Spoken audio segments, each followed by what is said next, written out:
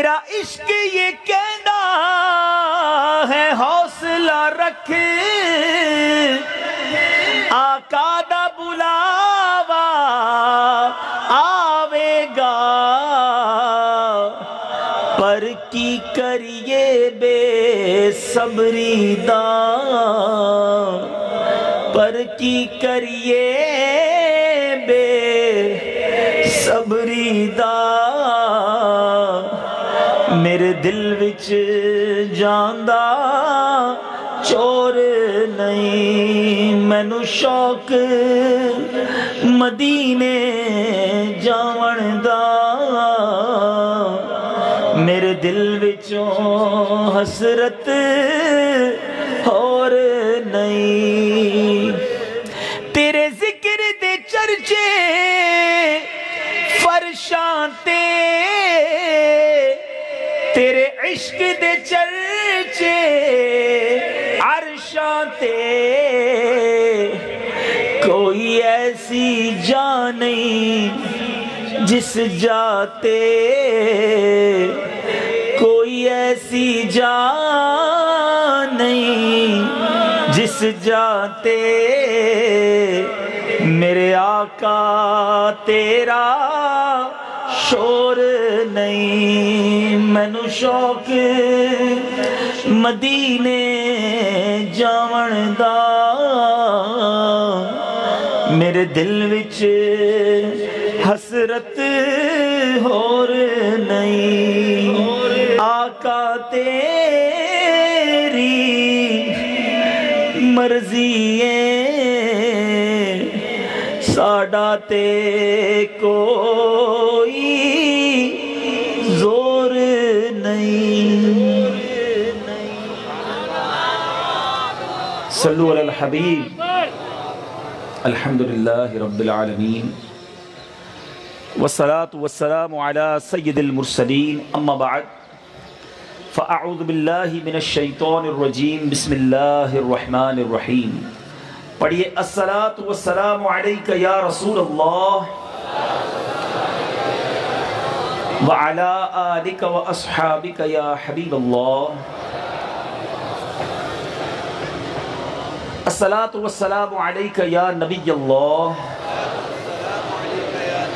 وعلى آلک و اصحابک یا نور اللہ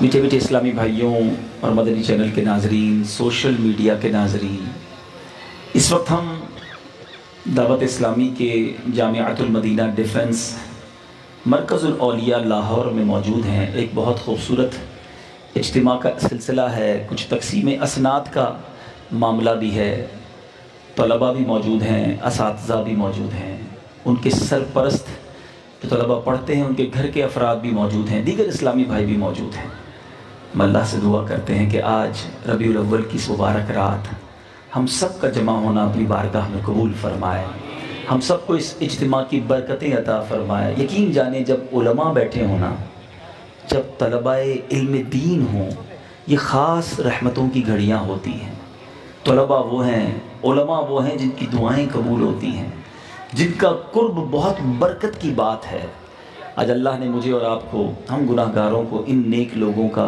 علماء کا ساتھ نصیب کیا ہے رب کریم آج کے اجتماع کی برکتیں ہم سب کو عطا فرمائے درود پاک کے بے شمار فضائل و برکات ہیں مصطفیٰ جان رحمت شمع بزم ہدایت نوشہ بزم جنت پے کرے جود و سخاوت میرے آقا علیہ الصلوۃ والسلام کمال کا ارشاد فرماتے ہیں ہم میں سے کون ہے جو نہیں چاہتا کہ آقا کے ساتھ جنت میں داخلہ نصیب ہو جائے آقا اپنے ساتھ جنت میں لے جائیں مگر میرے چاہنے سے آپ کے چاہنے سے کچھ نہیں ہوگا جنہوں نے لے جانا ہے اگر وہ ساتھ لے جائیں گے تو بیڑا پار ہو جائے گا خود نبی پاک علیہ الصلوۃ والسلام نے ایک بڑا پیارا فرمان ارشاد فرمایا میرے آقا فرماتے ہیں من صلی علیہ صلاۃ واحدا صلی اللہ علیہ عشرہ آقا فرماتے جس نے مجھ پر ایک بار درود پاک پڑھا رب کریم اس پر 10 رحمتیں نازل فرماتا ہے ومن صلی علیہ عشرا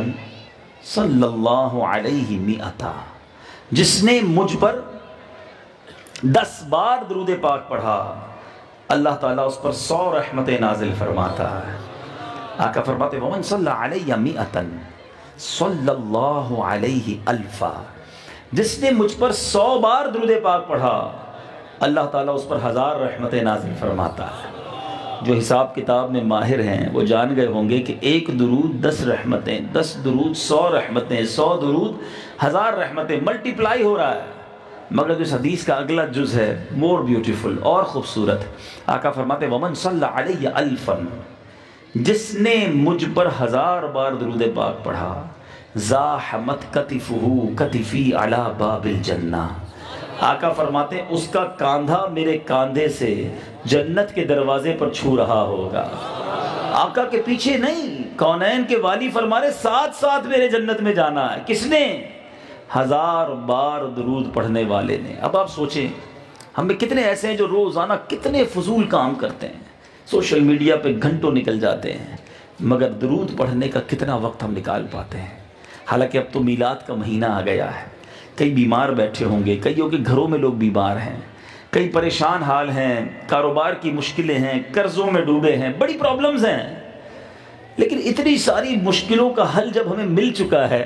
ایک جگہ میرے آقا فرماتے تم میں جو کوئی شخص کسی مشکل میں ہو، حدیث کا مضمون ہے، کوئی شخص پریشانی میں ہو، مشکل میں ہو، اسے چاہیے کہ مجھ پر کثرت سے درود پڑھے کہ درود پاک مصیبتوں اور پریشانیوں کو لے جاتا ہے۔ تو پھر کیوں نہ درود پاک کی کثرت کریں؟ تو آئیے میں بھی نیت کر لوں، آپ بھی نیت کر لیں کہ روزانہ کثرت کے ساتھ درود پاک پڑھیں گے۔ ایک بار پھر محبت کے ساتھ درود پاک پڑھیں، صلو علی الحبیب۔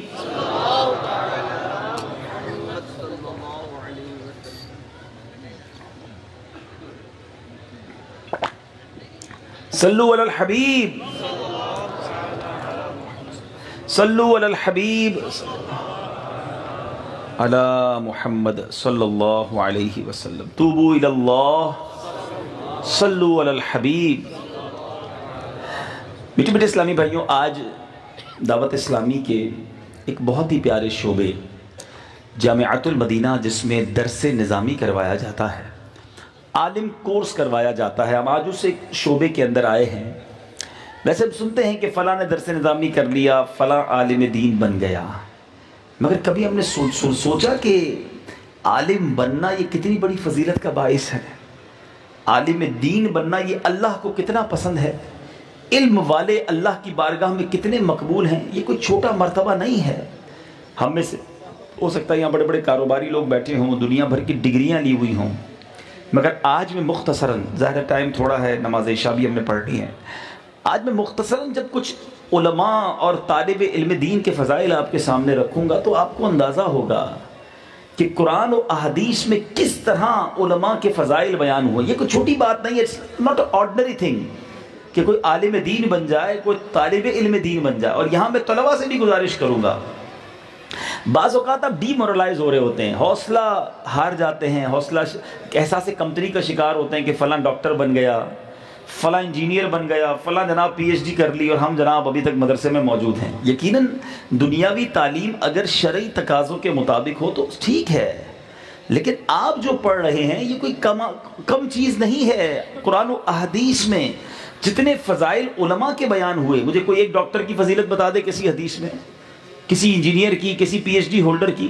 ہم نہیں کہتے دنیاوی تعلیم حاصل نہیں کرنی چاہیے، شرعی تقاضوں کے مطابق کریں، ٹھیک ہے، لیکن علماء کے فضائل سبحان اللہ، اللہ تعالیٰ قرآن مجید فرقان حمید میں ارشاد فرماتا ہے وَتِلْكَ الْأَمْثَالُ نَضْرِبُهَا لِلنَّاسِ، اور یہ مثالیں ہم لوگوں کے لیے بیان فرماتے ہیں، وَمَا يَعْقِلُهَا إِلَّا الْعَالِمُونَ، اور انہیں نہیں سمجھتے مگر علم والے۔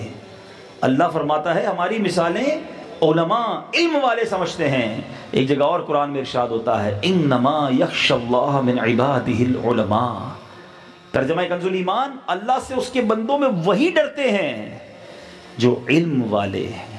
قرآن میں کئی آیات قرآنی علماء کے فضائل میں موجود ہیں۔ اللہ فرماتا ہے بل ہوا آیات بینات فی صدور الذین اوتوا العلم، بلکہ وہ روشن آیتیں ہیں ان کے سینوں میں جن کو علم دیا گیا۔ کمپیریزن کرتے ہو نا، وہ ادھر پہنچ گیا، میں پیچھے رہ گیا، فلاں پیچھے رہ گیا، فلاں آگے نکل گیا۔ قرآن نے بھی ایک کمپیریزن بیان کیا، قرآن نے بھی ایک تقابل بیان کیا۔ اللہ قرآن میں ارشاد فرماتا ہے هل يستوي الذين يعلمون والذين لا يعلمون۔ look at the comparisons۔ دیکھو اللہ کیا فرما رہا ہے، کیا برابر ہیں جاننے والے اور انجان، علم والے اور بغیر علم والے؟ انما یتذکر اولو الالباب، نصیحت تو وہی مانتے ہیں جو عقل والے ہیں۔ اللہ فرماتا ہے برابر نہیں، علم والوں کا مرتبہ ورا ہے، اعلیٰ ہے، اولا ہے۔ سیکھنا یہ ہے آج اجتماع میں آنے والوں کو کہ کیا ہم بھی علم والے ہیں؟ خود نہیں بن سکے علم والے، کیا طالب علم دین بن گئے؟ علماء سے کچھ لینے والے بنے کہ نہیں؟ اب احادیث سنتے جائیں اور ایمان تازہ کرتے جائیں۔ اللہ کے حبیب صلی اللہ علیہ وسلم ارشاد فرماتے ہیں، ابن ماجہ کی حدیث ہے، نور کے پیکر، تمام نبیوں کے سرور، دو جہاں کے تاجور صلی اللہ علیہ وسلم فرماتے ہیں، جو علم کی تلاش میں کسی راستے پر چلتا ہے اللہ تعالیٰ اس کے لیے جنت کا راستہ آسان فرما دیتا ہے۔ یہ کیسا راستہ ہے؟ کوئی گیا مال کمانے، کوئی گیا دنیا کے پیچھے، کوئی گیا دنیا ایکسپلور کرنے، کوئی اپنے شوق پورے کرنے۔ راستہ وہ ہے جو جنت کا راستہ آسان بنا دے۔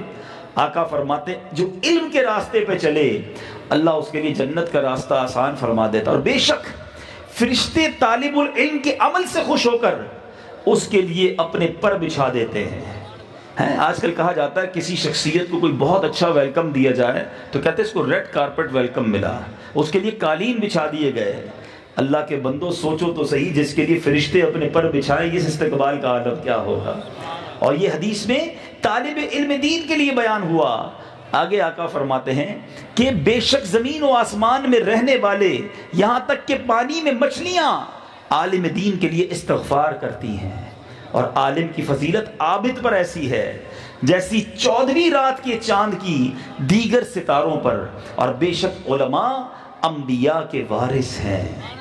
علم جو ہے نا یہ انبیاء کی وراثت ہے، علماء انبیاء کے وارث ہیں۔ بے شک انبیاء درم و دینار کے وارث نہیں بناتے، بلکہ وہ نفوس قدسیات تو صرف علم کا وارث بناتے ہیں۔ تو جس نے اسے حاصل کر لیا تو اس نے بڑا حصہ پا لیا۔ تو اے میرے میٹھے اسلامی، اس ایک حدیث میں طالب علم دین کی فضیلت بھی ہے، علماء کی فضیلت بھی ہے، ان کا مقام بھی حدیث میں بیان کر دیا گیا۔ تو کیوں نہیں ہمارے دل میں یہ شوق پیدا ہوتا کہ میں بھی ان فضیلتوں کا حقدار بن جاؤں؟ انسان کا سب سے بڑی جو سیکریفائس ہے نا، سب سے بڑی قربانی اپنی جان ہے۔ جان سے بڑھ کے کوئی چیز نہیں ہے۔ مگر سنو، انسان اللہ کی راہ میں جان دے دے تو شہید کہلاتا ہے نا۔ شہید اور عالم دین کا کمپیریزن دیکھو، حدیث پاک میں آتا ہے قیامت کے دن علماء کے دواتوں کی سیاہی، علماء جس سے لکھتے ہیں نا، فتاوے دیتے ہیں، علم لکھتے ہیں، ان کے دواتوں کی سیاہی اور شہیدوں کا خون تولا جائے گا۔ آقا فرماتے ہیں ان کے دواتوں کی جو سیاہی ہے وہ شہیدوں کے خون پر غالب آ جائے گی۔ شہیدوں کے خون سے بڑھ جاتی ہے علماء کی انک جو ہے جس سے وہ علم لکھتے ہیں، فتاوے لکھتے ہیں، دین پھیلاتے ہیں۔ یہ ہے فضیلت علماء کی، یہ ہے مقام علماء کا۔ اللہ کے حبیب علیہ الصلوۃ والسلام فرماتے ہیں، سنو، نبی پاک فرماتے ہیں کہ جو شخص ایک باب علم کا اوروں کو سکھانے کے لیے سیکھے اس کو 70 صدیقوں کا اجر دیا جائے گا۔ فضائل تو اتنے ہیں کہ میں ساری رات بیان کرتا رہوں نا حدیثوں میں۔ جنت میں جانا تو سب کی تمنا ہے نا۔ قیامت کے دن حدیث کا مضمون ہے کہ نیک لوگوں کو جب جنت کی طرف جانے کا حکم دیا جائے گا، علماء کو روک لیا جائے گا، رک جائیے، ایسا کیجئے اور لوگوں کی شفاعت کیجئے، انہیں بھی جنت میں ساتھ لے جائیے۔ اے علماء کے والدین تمہیں مبارک ہو، اے وہ بھائی جس کا چھوٹا بھائی درس نظامی کر رہا ہے، اے وہ والد جس کا بیٹا آج درس نظامی کر رہا ہے، کبھی اپنے اس بیٹے کو حوصلہ شکنی نہ کرنا، اس کی حوصلہ افزائی کرنا۔ ٹھیک ہے تمہارے اور بیٹے بھی ہوں گے جو کاروبار کر رہے ہوں گے، اور گھر کے افراد بھی ہوں گے جو دنیا کما رہے ہوں گے، مگر گھر کا یہ فرد وہ ہے اگر واقعی صحیح عالم دین بن گیا، عالم باعمل بن گیا تو کوئی اللہ کی رحمت سے انشاءاللہ یہ حرج نہیں ہوگا، اللہ کی رحمت سے مایوسی نہیں ہے کہ قیامت کا دن اپنے والد کا ہاتھ پکڑے گا اور جنت میں ساتھ لے جائے گا۔ عالم بیٹا یہ بڑی سعادت ہے والد کے لیے، حافظ بیٹا یہ بڑی سعادت ہے والدین کے لیے۔ روایتوں کا مضمون ہے قیامت کے دن والدین کو حلہ جنت کا لباس پہنایا جائے گا۔ اے والدین مبارک ہو جن کے بچے حافظ ہیں، جن کے بچے عالم بن رہے ہیں، جنت کا لباس پہنایا جائے گا۔ تو وہ عرض کریں گے مولا اتنی عزت کیوں دی جا رہی ہے ہمیں، یہ کیا وجہ ہے؟ ارشاد فرمایا جائے گا تمہارے بیٹے کے قرآن تھامنے کے سبب، تمہارے بیٹے نے قرآن پڑھا ہے، علم سیکھا ہے، اس لیے تمہیں عزت کا تاج پہنایا جا رہا ہے۔ ہمیشہ اپنے ان بچوں کی قدر کرنا، ان کی حوصلہ افزائی کرنا۔ بعض اوقات ایک مسٹیک ہم کر جاتے ہیں، ایک تو بچے کے اندر بھی ایسا نہیں ہونا چاہیے۔ میں کچھ طلباء سے بھی بات کرنا چاہتا ہوں اور کچھ والدین سے بھی عرض کرنا چاہتا ہوں، سرپرستوں سے بھی عرض کرنا چاہتا ہوں، جو بچے مجھے سن رہے ہیں، جو پڑھ رہے ہیں مدرسوں میں، جامعات میں، کبھی اپنے کو کمتر نہ سمجھنا، کبھی اپنی خود کی احساس کمتری اور حوصلہ شکنی میں گرفتار نہ ہو جانا کہ فلاں آگے بڑھ گیا، فلاں جناب ادھر پہنچ گیا۔ آج مجھے بتائیے دنیا میں یہ تو آپ نے دیکھا ہوگا کہ کروڑ پتی اربوں پتی بندہ بن جائے، وہ کسی عالم دین کی گاڑی کا دروازہ کھولتے تو نظر آئے گا، کسی عالم کے ہاتھ چومتے تو نظر آئے گا۔ آپ کو دنیا میں کوئی عالم دین کسی سرمایہ دار کا ہاتھ چومتے نظر نہیں آئے گا۔ اللہ نے دنیا میں بھی دنیا داروں کو علماء کے پیچھے لگایا ہے۔ آپ اس لیے علم نہ سیکھنا کہ دنیا میں میری عزت ہو جائے، آپ اللہ کی رضا کے لیے علم سیکھتے رہنا۔ اللہ نے آپ کو دنیا میں بھی عزت دینی ہے، آخرت میں بھی عزت آپ کا مقدر بنے گی۔ تو اپنے آپ کو پراؤڈ فیل کرے، فخر فیل کرے کہ میں ورث الانبیاء، وراثت انبیاء کی سیکھ رہا ہوں، میں انبیاء کا وارث بن رہا ہوں، اور پھر عاجزی کا پیکر بن کے، جس طرح اس میں سنا نا ہم نے، کسی اور کو سکھانے کے لیے علم کا باب سیکھے تو اسے 70 صدیقوں کا اجر دیا جائے گا، لیکن جو اس لیے علم سیکھے کہ دوسروں کو کمتر بتائے گا، دوسروں سے مباحثہ کرے گا، کسی کو نیچا دکھائے گا، تو پھر یہ علم فائدہ نہ دے گا۔ یاد رکھیے علم کے ساتھ ادب بہت ضروری ہے۔ ہم نے الحمدللہ بڑے بڑے مفتیان کرام کو دیکھا ہے کہ آج ان کا نام ہے، مگر جب ان کے سامنے ان کے استاد آتے ہیں تو وہ ان کے لیے کھڑے ہو جاتے ہیں، ان کا ہاتھ چومتے ہیں، ادب کرتے ہیں۔ ادب کے بغیر علم فائدہ نہیں دے گا۔ یاد رکھیے گا میرے بچوں کہ آپ نے ہر میدان میں ادب رکھنا ہے۔ کچھ سیکھ بھی لیا تو اب اس کا مطلب یہ نہیں کہ دوسروں کو جاہل سمجھنا شروع کر دیں۔ علم کی آفات بھی ہیں، علم برکتیں لاتا ہے، علم جنت کا راستہ ضرور ہے، مگر شیطان بھی تو ساتھ لگا ہوا ہے نا۔ عالم کو بھی وہ تکبر میں مبتلا کرتا ہے۔ جی ہاں، بعض اوقات تکبر کی ڈیفینیشن میں لوگ سمجھتے ہیں کہ پیسے والا ہی تکبر کرتا ہے، مالدار ہی لوگوں پر اپنے آپ کو کچھ سمجھنے لگ جاتا ہے۔ نہیں، یہ بے وقوفی ہے۔ یقیناً مال بھی تکبر کا ایک ریزن ہے، but it's not only reason. صرف مال ہی تکبر کا ریزن نہیں ہے، علم بھی تکبر لاتا ہے۔ اب وہ کیا ہے؟ عالم بننے کے بعد بندہ سمجھے ان کو تو کچھ بھی نہیں آتا۔ سوال کرتے ہیں تمہیں نماز پڑھنے آتی ہے؟ ہاں بھائی۔ تمہیں دربا یدربو کی گردان آتی ہے؟ صرف و نحو پڑھا ہے کبھی؟ کس کو کہتے ہیں؟ اچھا یہ بتاؤ امام بخاری کا نام کیا ہے؟ سیاستہ کی کتابوں کے نام سنا دو۔ اصول فقہ پڑھی ہے؟ ہدایہ کس نے لکھی ہے؟ ہدایہ کے اندر کیا ہے؟ قدور کے اندر کیا ہے؟ اب سامنے والا کا یار بڑے مفتی صاحب آ گئے، ان کو تو کتنی مشکل باتیں پتہ ہیں، مجھے تو کچھ بھی نہیں پتا۔ اگر اس لیے علم سیکھا ہے کہ کسی کو نیچا دکھانا ہے، اپنے آپ کو برتر سمجھنا ہے، تو پھر یاد رکھیے شیطان سے بڑا عالم نہیں تھا کوئی۔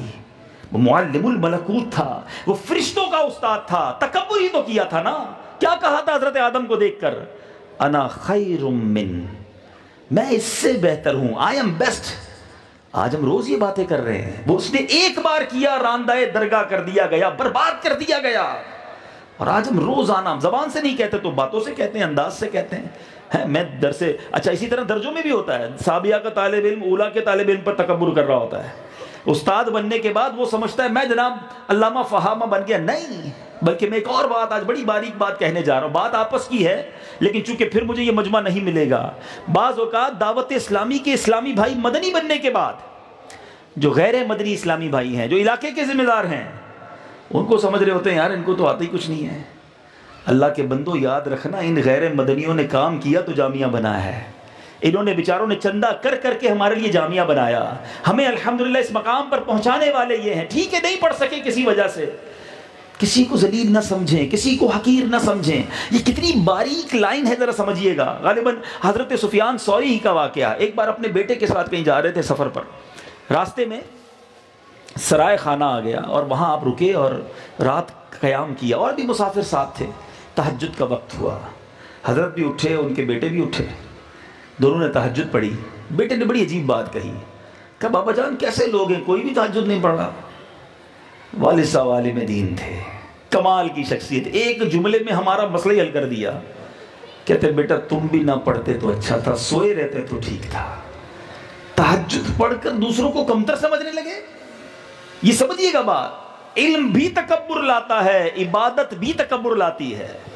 جو سارے روزے رکھتا ہو نا اس کو غیر روزہ دار لگتے ہیں، یار دیکھو یار ایک ٹائم کا روزہ نہیں رکھتا، میں تو 5 ٹائم نماز پڑھتا ہوں، یہ ایک ٹائم کی نماز نہیں پڑھتا، میں تہجد پڑھتا ہوں، یہ تہجد بھی نہیں پڑھتا، یہ میں کرتا ہوں اور یہ نہیں کرتا، یہی تو تکبر ہے، یہی تو جہنم میں لے جانے والا کام ہے۔ تو میرے بچوں ہمیشہ یاد رکھنا، جو فضیلتیں میں بیان کر رہا ہوں احادیث اور قرآن کی روشنی میں ملنی جب ہیں، جب علم اللہ کی رضا کے لیے سیکھا جائے، جب عاجزی کے ساتھ سیکھا جائے کہ دانا خاک میں مل کر گلے گلزار ہوتا ہے، جتنا بھی بڑا مرتبہ ہو جائے عاجزی کے پیکر رہیے گا، سکھانے والے بنیے گا۔ کونین کے والی ان سے بڑا کوئی عالم ہے جس کے صدقے ساری دنیا کو علم بٹ رہا ہے؟ وہ غلاموں کے ساتھ بیٹھ کر کھانا کھایا کرتے تھے، اپنی سواری پر اپنے حبشی غلاموں کو بٹھایا کرتے تھے۔ کبھی نبی پاک سے یہ جملہ نہیں سنا کہ تم جہلا ہو ہم علماء ہیں، نہیں میرے میٹھے اسلامی بھائیوں، آقا نے سب کو عطا فرمایا، سب کو محبتیں عطا کی۔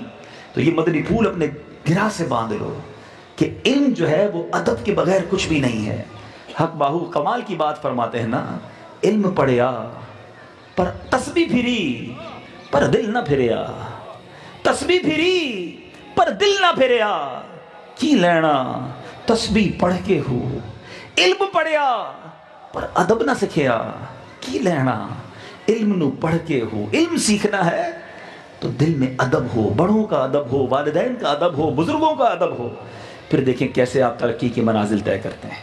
اور اب بات کرنی ہے مجھے سرپرستوں سے کہ اپنے بچوں کو جو علماء بن رہے ہیں ان کی حوصلہ افزائی کریں، یہ آپ کے لیے جنت کما رہے ہیں۔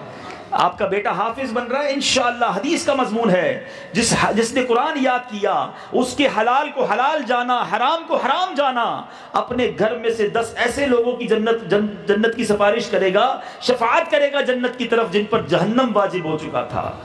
یہ تو 10 لوگوں کا ٹکٹ ہے جنت کا، اس کی تو خوب حفاظت کرو، اس کے حافظے مضبوط کرنے کا انتظام کرو، اس کو بعد میں بھی قرآن پڑھانے والا کوئی ہو اس کا بھی انتظام کرو۔ اور ایک اور بات، اور ایک اور بڑی اہم بات کہ جو ہمارے بعض اوقات سرپرست ایک غلط فہمی میں مبتلا ہو جاتے ہیں۔ ہم کبھی کبھی جاتے ہیں نا کسی کے گھر اجتماع کی دعوت دینے، مدنی قافلے کی دعوت دینے، کہتے ہیں میرا بیٹا حافظ بن رہا ہے، میرا بیٹا عالم بن رہا ہے۔ بہت اچھی بات ہے، آپ کیا بن رہے ہیں؟ بیٹا حافظ مدرسے میں دے کر کیا ہماری نمازیں معاف ہو گئیں؟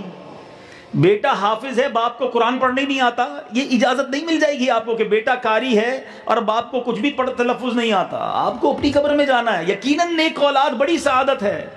اسی طرح بعض اوقات کسی شخصیت کے پاس جائیں کہ حضرت چلے نا آپ کبھی ہماری مسجد میں آئیں اجتماع میں، کہتے ہیں میں نے مسجد بنائی ہے علاقے میں۔ بہت اچھی بات ہے آپ نے مسجد بنائی ہے، مگر مسجد بنانے سے آپ کی نمازیں معاف نہیں ہو گئیں۔ سیدنا عثمان غنی رضی اللہ تعالیٰ عنہ نے اللہ کی راہ میں اپنے خزانے کے منہ کھول دیے، مگر ہر موقع پر میرے آقا کے بازو سے بازو ملا کر شریک رہے، غزوات میں شریک رہے، دینی کاموں میں شریک رہے۔ اللہ نے آپ کو نوازا ہے، آپ خرچ بھی کرو اور دین کے لیے وقت بھی دیں۔ آپ کا بیٹا عالم بن رہا ہے، کم از کم آپ کو فرض علوم تو آنے چاہیے۔ آپ کا بیٹا حافظ بن رہا ہے، کم از کم آپ کو تجوید سے قرآن پڑھنا تو آنا چاہیے۔ ذرا غور کیجئے نا، اتنے سرپرست آئے، میں ان سے پوچھنا چاہتا ہوں، ایک طرف آپ کا بیٹا وہ ہے جو ماشاءاللہ بڑی بہترین تلاوت کرتا ہے، اور باپ وہ ہے جس کو قاعدہ بھی پڑھنا نہیں آتا، تو یہ نہ کریں۔ آج اپنے اندر بھی یہ تبدیلی لے کر جائیں، ایک ہی کیوں عالم بنے؟ سبحان اللہ، ایسے ایسے فضائل۔ چلیں آپ عالم نہیں بن سکتے، طالب علم دین تو بن جائے نا۔ علماء طالب علم دین کی فہرست میں تو اپنا نام لکھا دیں، قرآن پڑھنے والوں میں سے بن جائیں۔ نبی پاک فرماتے خیرکم من تعلم القرآن وعلمہ، تم میں بہترین وہ ہے جو قرآن سیکھے اور دوسروں کو سکھائے۔ ان بہترین لوگوں میں تو شامل ہو جائیں، یا پڑھنے والے بن جائیں یا پڑھانے والے بن جائیں۔ تو آج آئے ہیں دعوت اسلامی کے جامعۃ المدینہ میں، تو اپنے اندر یہ تبدیلی لے کر جائیں کہ سیکھنے والوں میں شامل ہو جائیں، اس پر سیٹسفائی نہ ہو جائیں، مطمئن نہ ہو جائیں کہ گھر میں جناب ایک حافظ ہے، بیٹا مدرسے میں جاتا ہے، میں نے خود بھی سیکھنا ہے۔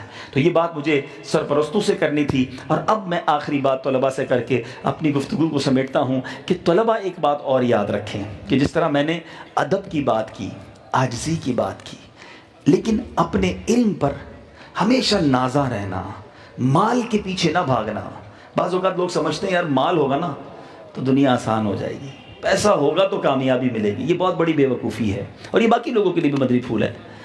مال سے اگر سکھ ملتا ہوتا نا تو کوئی مالدار دکھی نہ ہوتا، مال سے اگر علاج ہو جاتا ہوتا تو کوئی مالدار بیمار نہ ہوتا۔ اللہ جتنا دے اس پر شکر ادا کرنے والا بنائے، قناعت عطا کرے اور اس میں سخ عطا کرے۔ بعض اوقات پتہ ہے کیا غلطی کر جاتے ہیں ہم؟ برکت کو کوانٹٹی سمجھتے ہیں، جس کے پاس بڑی گاڑیاں ہیں، ملازم ہیں، بڑی کوٹھی ہے، وہ برکت والا ہے، میرے پاس موٹر سائیکل ہے، میں تو بسوں میں جاتا ہوں، میں پیچھے رہ گیا۔ یہ بڑی بے وقوفی ہے، یاد رکھو۔ اللہ کی بارگاہ میں سمجھو، برکت کوانٹٹی کا نام نہیں ہے، برکت کوالٹی کا نام ہے، برکت تعداد کا نام نہیں ہے، برکت معیار کا نام ہے۔ میں آپ سے پوچھتا ہوں، کیونکہ آپ کا تعلق کم پڑتا ہے، ہم روز ہی امیر ترین لوگوں سے ملتے رہتے ہیں، ملاقاتیں ہوتی ہیں، کروڑوں روپے ہیں لوگوں کے پاس، اولاد نہیں ہے، آنکھوں میں آنسو لے کے ہمیں کہتے ہیں دعا کر دیں، 10 سال ہو گئے شادی کو، بچہ نہیں ہے۔ ایسے بھی امیر دیکھے ہم نے، اولاد تو ہے مگر معذور ہے، روز بچوں کو دیکھ کر باپ روتا ہے، اللہ نے نوازا ہے، فیکٹریاں ہیں، بچے معذور ہیں، پیسے بہت ہیں، سکون نہیں ہے، نیند نہیں آتی ہے، نیند کی گولی کھائے بغیر آرام نہیں ہوتا۔ بعض لوگوں نے حرام مال اتنا جمع کر لیا ہے کہ وہی حرام مال ان کے لیے ٹینشن بن گیا ہے کہ کہیں کڈنیپ اغوا نہ ہو جاؤں، فلاں کو ادھار دیا ہے میرا پیسہ کوئی نہ کھا جائے۔ ایک ہمارے کراچی میں بہت بڑی انڈسٹری کے مالک ہیں، ان کے پاس ہمارے ایک دوست ملنے گئے، ان کو ایسی بیماری ہو گئی ہے کہ وہ نوالا چبا نہیں سکتے، لیکوڈ کھانا پینا پڑتا ہے۔ ان کی فیکٹری، ان کے آفس کے باہر فٹ پاتھ پر ایک فقیر روٹی کے اوپر دال ڈال کر کھا رہا تھا۔ وہ اربوں پتی سیٹھ ہمارے اس اسلامی بھائی کو کہتا ہے کاش میں اس کی جگہ ہوتا، کیسے مزے سے نوالا اٹھا کر کھا رہا ہے۔ تم سمجھتے ہو مال ہی سب کچھ ہے؟ اللہ نے تمہیں جو سلامتیاں دی ہیں، جو برکتیں دی ہیں، جو خوشیاں دی ہیں، تھوڑا دے اللہ، اس پہ راضی رہا کرو۔ یہ نہ سوچو کہ برکت اس کے پاس ہے، نہیں، برکت اس کے پاس ہے جو سکون سے سوتا ہے، برکت اس کے پاس ہے جو بڑی بیماریوں سے بچا ہوا ہے۔ تھوڑے ہیں مگر حلال کے ہیں، یاد رکھو امام غزالی فرماتے ہیں حلال کا لقمہ بندہ کھاتا ہے اللہ اس کے دل میں نور پیدا کر دیتا ہے۔ اللہ تھوڑا دے مگر حلال دے، زیادہ ہو اور حرام ہو وہ کام کا نہیں ہے۔ ہمارے ایک بہت اچھے دوست ہیں کراچی میں، ایک بار میں ان کے والد صاحب کو دیکھنے گیا، میں خود حیران ہو گیا، یقین کریں میرے لیے زندگی کا تجربہ تھا۔ میں بہت اچھے لوگ ہیں وہ، میں جب ان سے ملنے گیا ان کے والد صاحب پر فالج کا اٹیک ہوا، بہت اللہ نے مال دیا ہے، بڑی فیکٹریز ہیں ان کی، بڑے بنگلے ہیں۔ میں جب ان کے والد صاحب سے ملا تو ان کا بیٹا بڑا شارپ ہے، ڈاکٹر سے بڑے رابطے ہیں ان کے۔ میں نے کہا یار بتاؤ پرابلم کیا ہے؟ کہتے کافی ساری چیزیں ٹھیک ہو گئی ہیں، پرابلم یہ ہے، اب سنیے گا ذرا اللہ کی شان، کہتے ہیں یہ جو دماغ ہے نا، آپ نے بھی دیکھا ہوگا دماغ کی جب کسی کو چوٹ لگتی ہے نا، ڈاکٹر علاج نہیں کر سکتے، کہتے ہیں چھوڑ دو، خود ہی ہوش میں آئے گا، خود بخود یہ ٹھیک ہوگا۔ آج سائنس کی اتنی ترقی کے بعد بھی اس دماغ کا علاج نہیں ہے کسی کے پاس، پتہ ہی نہیں ہے سائنسدانوں کو کہ دماغ میں اتنی ساری جو رگیں ہیں، جو تار ہیں، وہ کون سی رگ کس چیز کو افیکٹ کرے گی، انگلی بند ہو جائے گی، زبان بند ہوگی، ناک بند ہوگی، پیر چلتا ہے، کسی کو نہیں پتا، وہ چھوڑ دیتے ہیں، خون جمع ہو جائے چھوڑتے ہیں، کہتے ہیں کسی طرح خود ہی ٹھیک ہو۔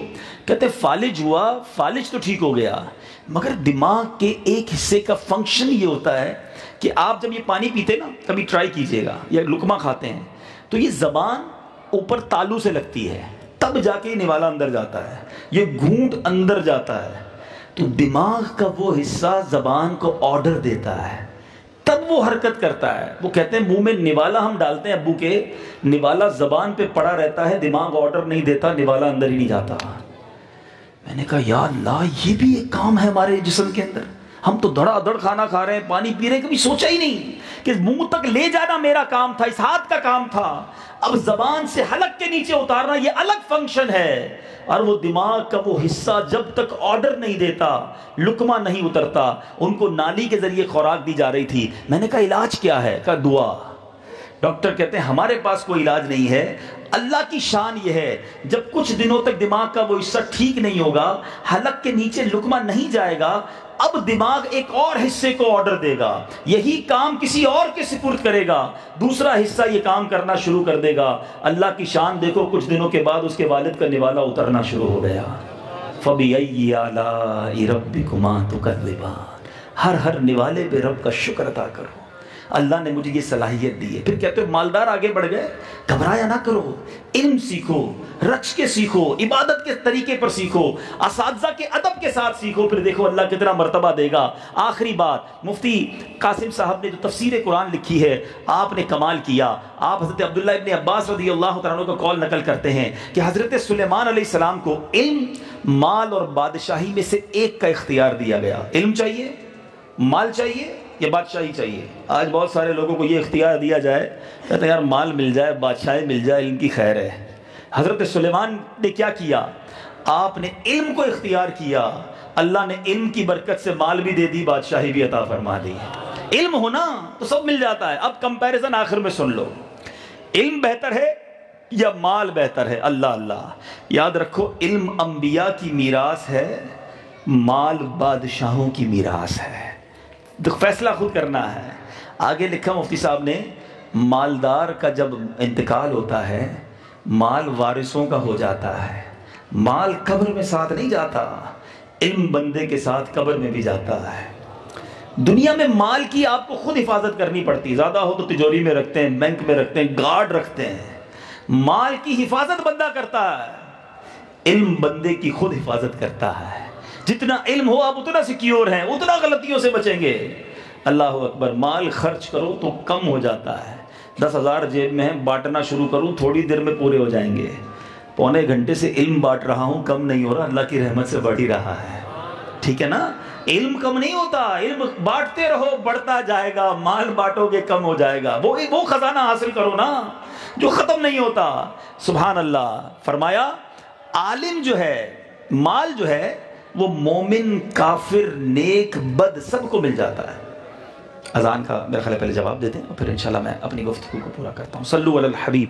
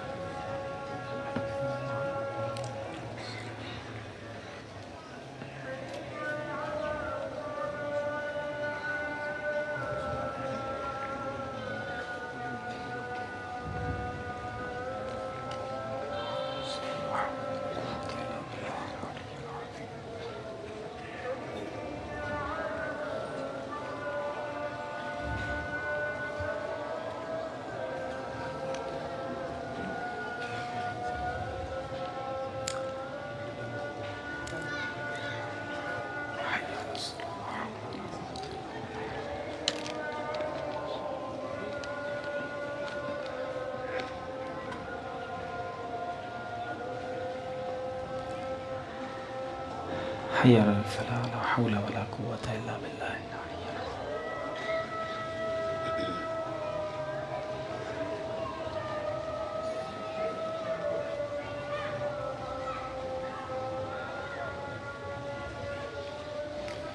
الله أكبر، الله أكبر۔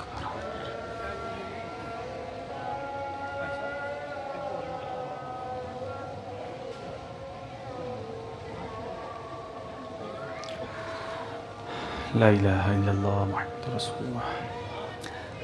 تو میٹھے اسلامی بھائی، میں عرض کر رہا تھا کہ مال جو ہے نا وہ مومن کو بھی مل جاتا ہے، کافر کو بھی مل جاتا ہے، نیک کو بھی مل جاتا ہے، بد کو بھی مل جاتا ہے، چور کو بھی تو مال ہی ملتا ہے نا، ڈاکہ ڈال کے بھی لوگ مال کما لیتے ہیں، کچھ لوگ برے کام کر کے مال کماتے ہیں، مگر علم اسی کو ملتا ہے جس سے رب راضی ہوتا ہے۔ اللہ مومن کے دل میں ہی نور علم کا داخل کرتا ہے، تو ہم وہ خزانہ حاصل کریں جو رب کی رضا والا ہے۔ اب ہو سکتا ہے کئی تاجر بیٹھے ہوں، کئی بزنس کمیونٹی کے لوگ ہوں، مجھے سوشل میڈیا پہ بھی لوگ سن رہے ہیں کہ یار علماء کے واقعی فضائل تو ہیں، درس نظامی سیکھنا پڑھنا بڑی اچھی بات ہے، مگر ہم کیسے پڑھیں؟ ہم 6 سال کے لیے، 5 سال کے لیے، 8 سال کے لیے جامعہ میں کیسے داخلہ لیں؟ کام کاج پہ بھی جانا ہوتا ہے، نوکری بھی کرنی ہوتی ہے۔ دعوت اسلامی کمال کی تحریک ہے، کسی بھی ایشو کو ہائی لائٹ بھی کیا جاتا ہے، ساتھ سولوشن بھی دیا جاتا ہے۔ دعوت اسلامی نے ایک زبردست انتظام کر دیا ہے، آپ روز 1 گھنٹہ دے سکتے ہیں اپنی مرضی کا، ہماری مرضی کا نہیں، اپنی مرضی کا 1 گھنٹہ دیں، 4 سال میں آپ بھی درس نظامی کرنے والے ہو جائیں گے۔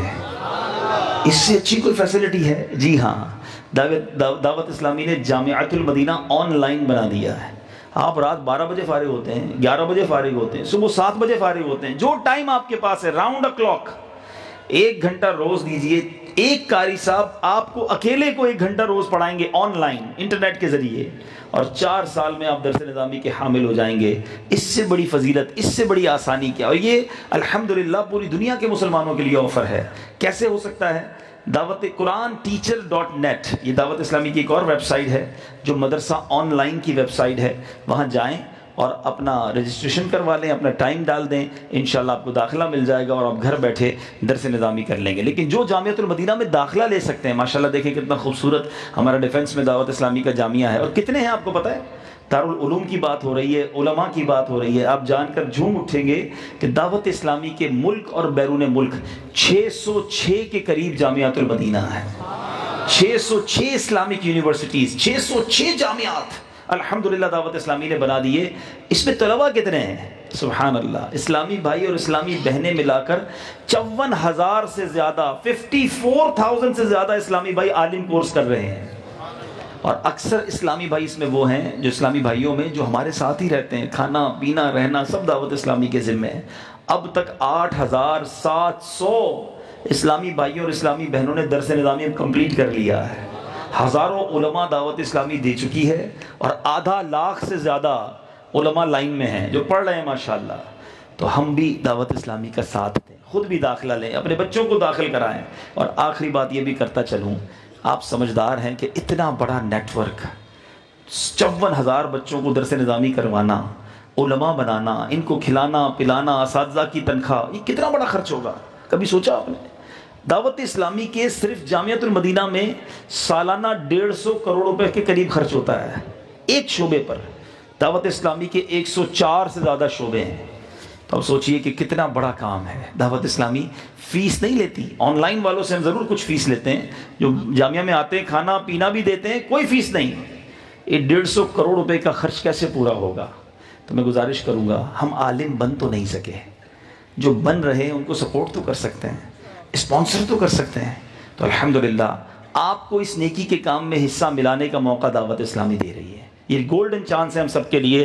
2 دسمبر قریب ہے، 12ویں کے بعد انشاءاللہ 2 دسمبر بروز اتوار ہم ایک ٹیلی تھون کرنے جا رہے ہیں مدنی عطیات مہم کے نام سے۔ صرف 10,000 روپے کا ایک یونٹ ہے، اللہ نے جن کو نوازا ہے وہ 12ویں کا مہینہ ہے، 12 یونٹ لے لیں، 112 یونٹ لے لیں، کچھ نہ کچھ حصہ ضرور ملائیں۔ مرحومین کے نام پر بھی یونٹ لیں، ماں باپ کے نام پر بھی یونٹ لیں۔ 10,000 روپے کوئی بڑی چیز نہیں ہے۔ آپ سوچیں علماء کی اتنی فضیلتیں ہیں، یہ 54,000 اسلامی بھائی پر اسلامی بہنیں پڑھ رہے ہیں، میرا بھی حصہ ہو۔ ہم نے سنا کہ علماء قیامت کے دن شفاعت کریں گے، کیا پتہ ہمارا کوئی ہاتھ پکڑ لے قیامت کے دن کہ آپ نے عطیہ دیا تھا، میں عالم بن گیا، چلیں جنت میں ساتھ چلتے ہیں۔ تو ہمیں اسپانسر کرنا چاہیے، مدد کرنی چاہیے۔ تو ویسے بھی یہاں اسلامی بھائی موجود ہوں گے، نیت تو آج بھی کر سکتے ہیں، عطیات بھی آج دے سکتے ہیں، ورنہ کم از کم 2 دسمبر اور اس سے پہلے ٹیلی تھون میں اپنا حصہ ضرور ملائیں۔ بلکہ میں ایک اور مشورہ دوں گا، اپنے دوست احبہ، اپنے جاننے والوں، رشتہ داروں سب کو بتائیں کہ دعوت اسلامی کے جامعات اور مدارس کے لیے، اس میں مدرسۃ المدینہ کے لیے بھی پیسے خرچ ہوں گے، اور سبحان اللہ ایک طرف قرآن کی خدمت ہے، ایک طرف علم دین ہے، ایک طرف حافظ بن رہے ہیں، ایک طرف عالم بن رہے ہیں۔ تو مدرسہ اور جامعہ کے جملہ اخراجات کی نیت سے دعوت اسلامی کے آپ اپنا عطیات دیجیے گا۔ میں امید کرتا ہوں کہ 2 دسمبر دسمبر کی ٹیلیتھون میں سب حصہ ملائیں گے انشاءاللہ۔ اللہ تعالی ہم سب کو عمل کرنے کی توفیق عطا فرمائے۔ بستہ بھی لگا ہوا ہے، اسٹال موجود ہے، تو جاتے جاتے آپ نیتیں بھی لکھوا سکتے ہیں، نام بھی لکھوا سکتے ہیں، پیسے دینا چاہیں تو پیسے بھی دے سکتے ہیں۔ اللہ تعالی ہم سب کا جمع ہونا اپنی بارگاہ میں قبول فرمائے۔ صلو علی الحبیب۔ بیٹھے رہیں گے، ابھی کچھ تقسیم اسناد ہوں گی، دعا ہوگی، صلاۃ و سلام ہوگی۔ دیکھیں وہ منظر اب نہیں ہونا چاہیے